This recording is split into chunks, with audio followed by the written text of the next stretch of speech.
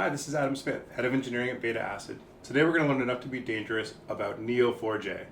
Neo4j is the most popular graph database. Last episode we took a look at an overview of graph databases and when they'd be useful. Today we're going to get our hands dirty, sign up for an account with Neo4j, look at some sandbox data, and start to understand it from that hands-on perspective. So go ahead and search for Neo4j Sandbox.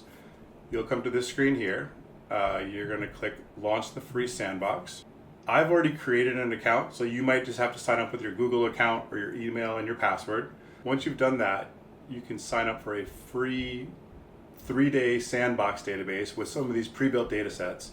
And the easiest one we're going to look at is just our movies database. So we're going to come here, we're going to click Create and Download Credentials. Let's click Open, leave it on single sign-on. We're going to click Sandbox Login.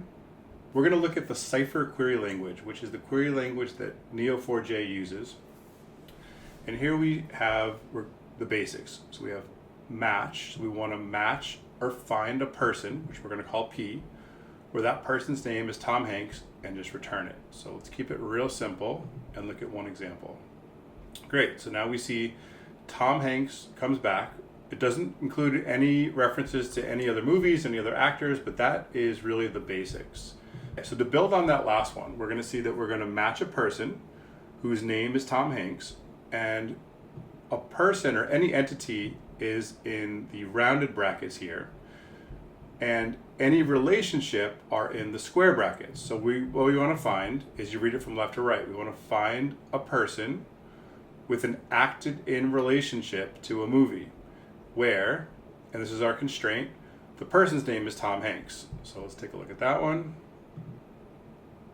Here we see that Tom Hanks has acted in all these different movies. So for our final example, we're going to look at, we want to match a person who acted in a movie with a co-actor who also acted in that same movie. And here we get a more interesting graph.